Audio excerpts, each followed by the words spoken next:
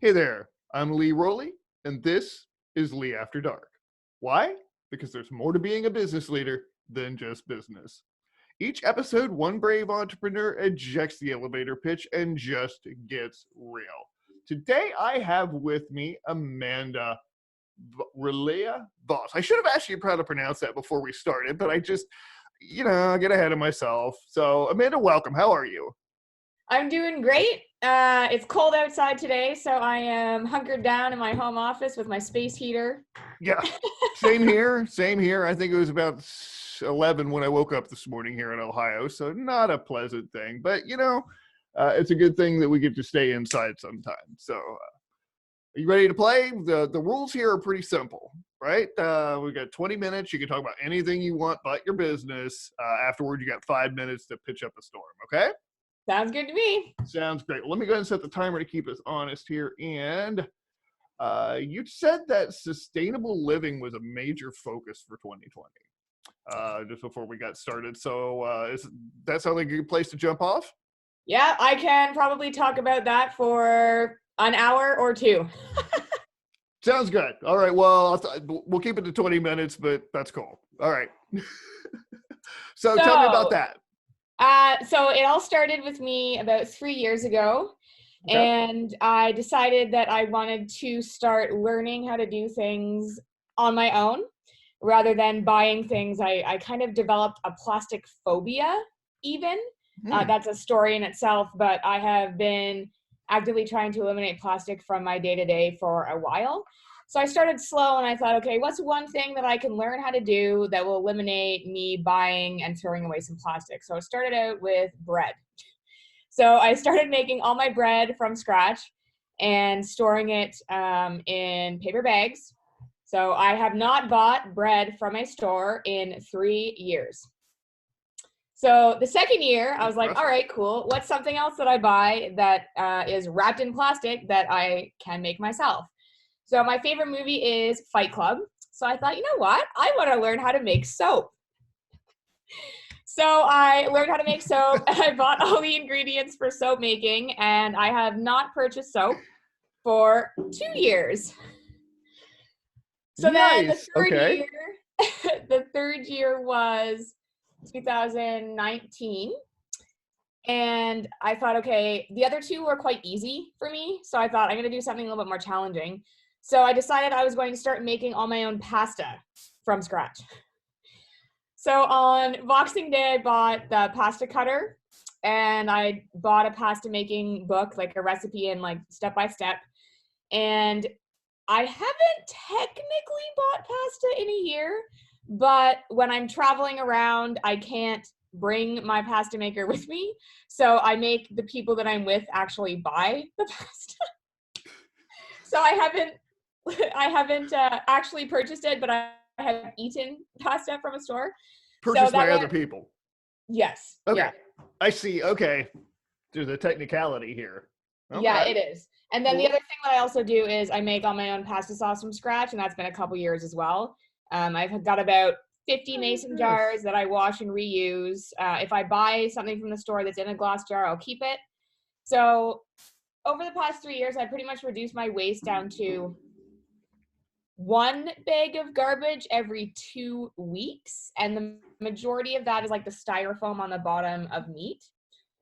So, right. I mean, I think I'm doing okay. So this year I decided that I'm going to kick it up a notch and I'm not buying anything. So like clothing from any kind of company that's not eco-conscious.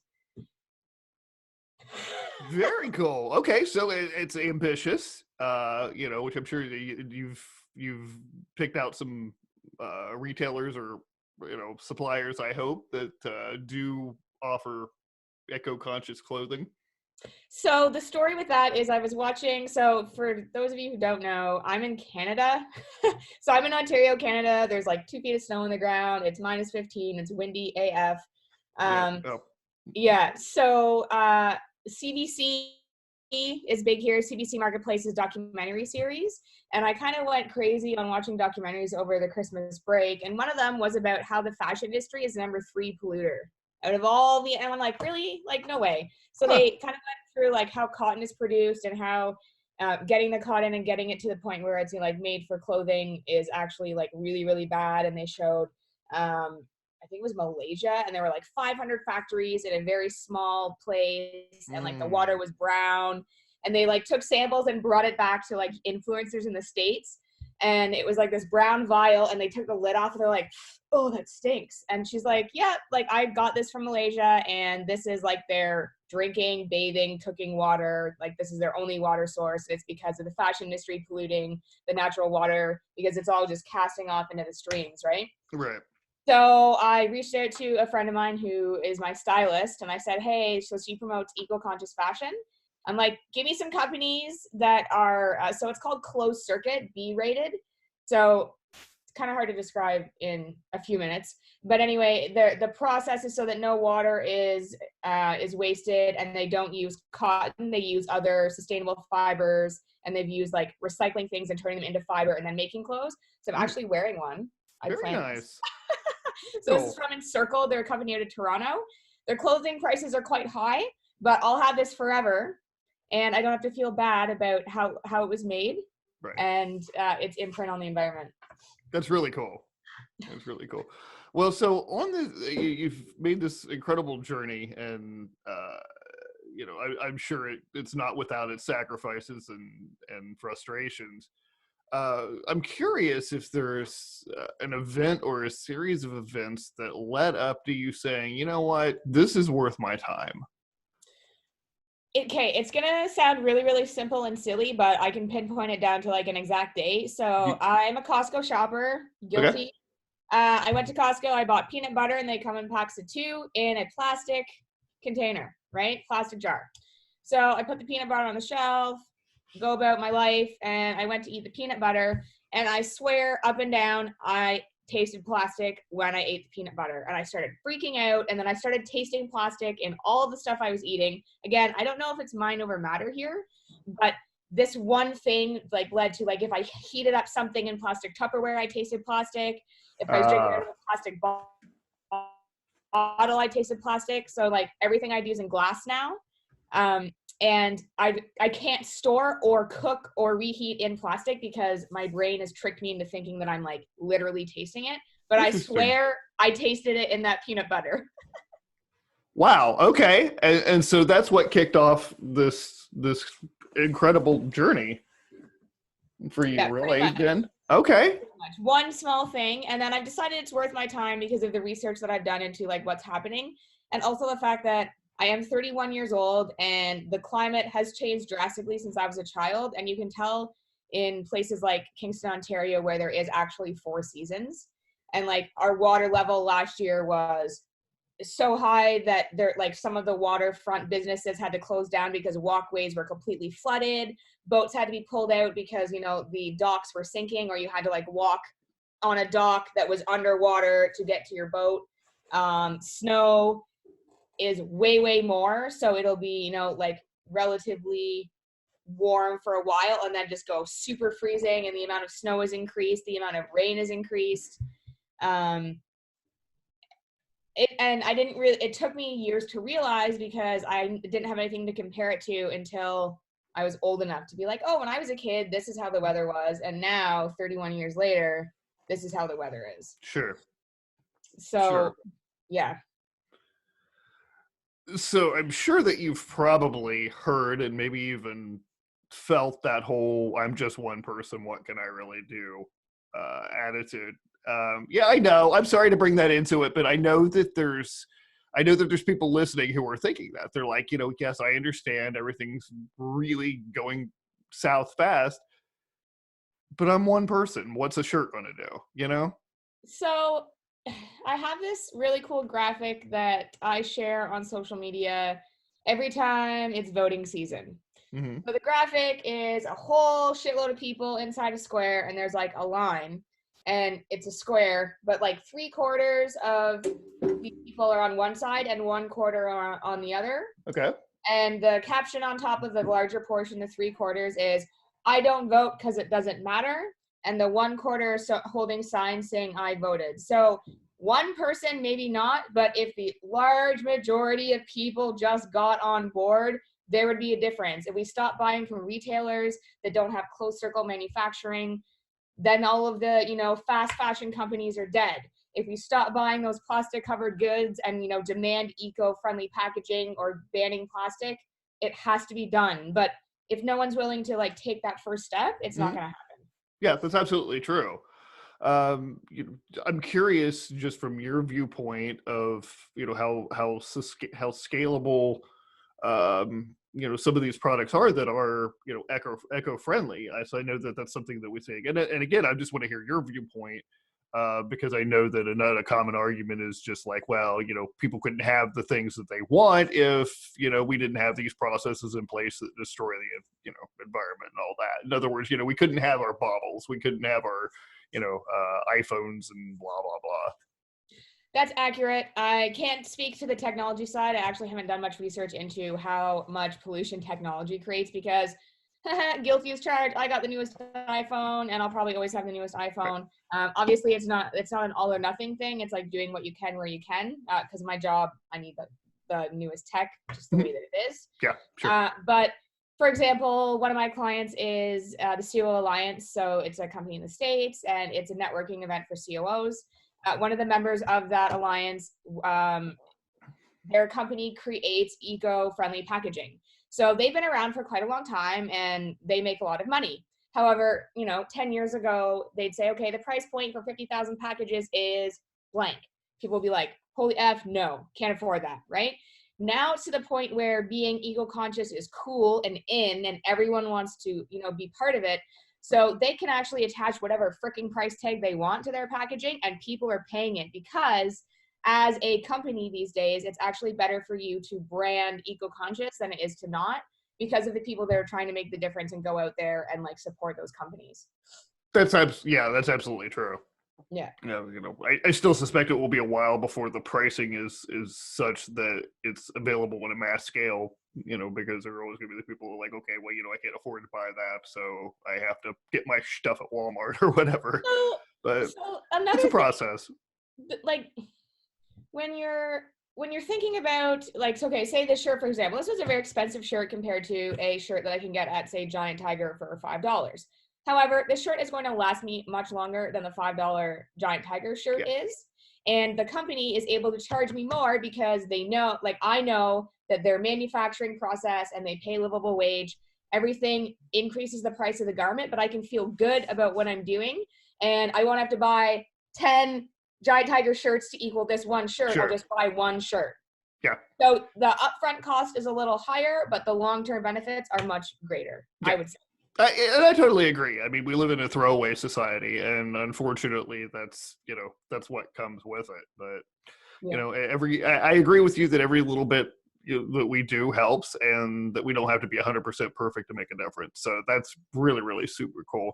One other, I want to switch gears real quick because we got a few minutes left, and one thing that caught my eye, and I'd like to talk to you about. You mentioned 1 year no beer challenge.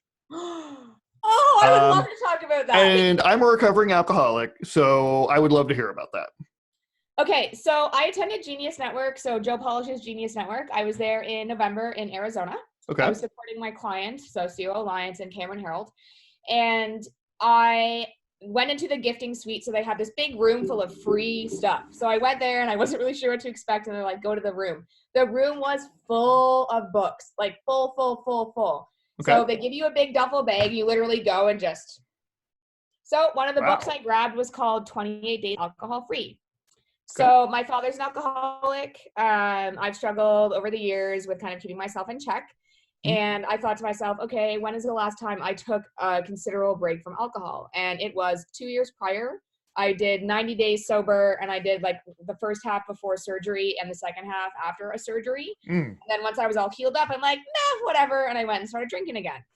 So this book, the premise is changing the thought process with alcohol, your relationship with alcohol. So instead of, hi, my name is Mandy, I'm an alcoholic, it's, hi, my name is Mandy, and I'm taking a 28-day break from alcohol to see what my life's like during those 28 days. Sure. So I wish I had, do I have the book? Oh, one sec. Okay. Look, so it's right here. There's the book. Oh, okay. Yeah. And it takes you through day by day, and there's just little things that you read each day. Every 7 days, you fill out a little check-in, and you rate your like happiness level and these other levels from 1 to 10. But basically, they're trying to teach you that a lot of the preconceptions around alcohol consumption are not true. Like, you're not more fun when you're drunk, and you're not more courageous when you're drunk, and you don't do better business when you're drunk. Hmm. Actually, you're better at all those things when you're sober, and it just takes a little bit of time to see that. So I did the 28 days, and then I promised myself I would transition into 60, which I've surpassed. And now I'm going for 90. I have had one drink during the last 60 days, but I've decided that I prefer my life without alcohol. And unless I'm planning to have a drink, it's not something that I'm just going to automatically do. Like, hang out with friends, let's get some beers, or go to the restaurant and have 5 beers with your dinner. You'd be surprised at how well you would know, but for any of you that are currently drinking and want to give it a try, I actually thought the restaurant gave me the wrong check because I didn't order booze, and it was so cheap. I I'm know. like, oh, this is not right. They're like, yeah, but it's your bill. I'm like, it's under $50. They're like, yeah, that's 2 full entrees. Like, holy shit. Like, Right. my bills are normally like 150. Yeah. Yep. That's absolutely true, and it's a nice surprise when you do go to a restaurant and and you don't drink. But it's something that at least in the West, has become such an ingrained part of our culture. Yeah. Was just, I think the hardest part was just getting away from it for a few days to just kind of reset my brain. But I've seen the 28-day challenge a few years ago, and I thought it was a really cool idea then. And so I'm glad to hear your experience with it was really positive. Cool. Yeah, it's amazing. And I feel like sometimes people have the shame element when it's like, oh, I'm going to AA, and they're ashamed of it. Whereas this one, it's like shouting from the rooftops, I'm doing alcohol free, and everyone's really interested in it, Right. versus the whole like, oh, I'm in AA and it's, like this. So Right. they've really kind of changed the mindset around alcohol free living, which I think is beneficial for everyone, not only people that identify as an alcoholic, but maybe someone who's like, you know what, I just need a break. Right. Yeah. Right. Yeah. There are, I mean, even if you do drink moderately, I mean, there are those times in your life where you're like, okay, this month I really need to make some big things happen, and maybe it's time to Yeah. set it aside for a little bit. Sure. I don't have time for Saturday 4-hour morning hangovers, or even full day hangovers, depending on how much you drink. I do not miss those. Neither do When you I. get into when you wake up the second morning after and you still have a headache, that's when it's like, all right, look, Yeah, like the fog. Right. We're like, oh, I feel foggy. My brain's still not working. And that's what then the regret and the self-loathing sets in. And light all that. Stay sober. Yeah, I've been there for, yeah. It's been a lot of years, but I do remember that. So you have, what, 2 minutes left here before we get into the business end of things. What, you got any last thoughts, or we can talk about Ukrainian Easter eggs? I don't know what the heck was that's all about. You brought it I had up. all these examples to like show. Yeah. You know what? I'm going to say that my piece of advice to everyone for 2020 is self-love. You are awesome, and you need to realize that you are, and there's so much negative self-talk out there, and no one's perfect. I got a tattoo recently. Nothing changes if nothing changes, in a circle, and that's my daily reminder that, if I'm feeling down or I'm in a bad spot, I got to look around and make a change, because nothing is going to happen and no changes will be made unless I actually make a change. Very cool. Well, thank you so much for sharing insights and putting up with my randomness here. You have successfully completed the Lee After Dark Not Talking About Your Minute 20-minute challenge. So, yay, invisible confetti and all that good stuff. Since we've done that, I want to give you 5 minutes to talk about whatever you like, as far as your business, where people can get in touch with you, pitch, whatever you want to do. The floor is yours. Okay. I don't have an elevator pitch. That's not really my style. But I own a business called Like a Voss Social Media, and we've been around for 7 years, and we offer a variety of services. Most of our clients are full social media management, so we're doing organic content creation, scheduling, engagement, overall high-level strategy. We're based out of Kingston. I've got 4 remote team members, and I've been in business for 7 years. Yay! That's My awesome. favorite part about the business is learning about new industries. So when I get a client in an industry that I've never worked with, I really dive deep, and I know a lot about a lot of random stuff because of the clients I've worked with. So That's cool. that's pretty much the coolest part about this job. Also, I am an introverted extrovert, or sorry, an extroverted introvert. So I do really well with stuff like this and on my phone, but I get really nervous when there's like lots of people around. So social media kind of allows me to come out of my shell a little bit. Honestly, we have so many social media profiles. If you're on Facebook, look up Like a Voss, or That Ginger Girl is my vanity page. Mandy Relyea Voss on Instagram, Like a Voss SM on Instagram. We still have Twitter, not really that active anymore, though. We're still putting content out, but no one really talks to us there. There's a website, likeavossSM.com. And then I guess one cool thing is I'm focusing on for 2020 is I started doing more and more social media lessons. So I've offered education for the entire time the company's been in business. And I'm finding that some clients are like, oh, we're really having fun with social media. We just want to learn how to do it better. We don't want you to actually take over our accounts. So I'll teach lessons. I'll teach you how to be awesome at social media. You just buy a couple hours of my time. I give you all my tips and tricks, and you can go off and do it awesome on your own. Sounds fantastic. We'll have all the links in the show notes too, so that people can contact you directly. Anything else before we wrap this up? I'm good. You're good? Well, thank you so much for spending some time with us and for sharing a bit about your personal life and your business and just your journey. It's been absolutely fascinating. Thank you. Thanks so much, Lee. You're welcome. Well, we are out of time, but if you found Lee After Dark more entertaining and relevant than most of the dreck out there, then subscribe to the Lee After Dark YouTube channel. And now get Lee After Dark in your pants. We're on Spotify, Google Anchor FM, Stitcher, Breaker, Pocket Cast, and who the heck knows where else. So you can enjoy us wherever you stick your phone. Until next time, this is Lee Rowley with my new friend Amanda. Be present and be well.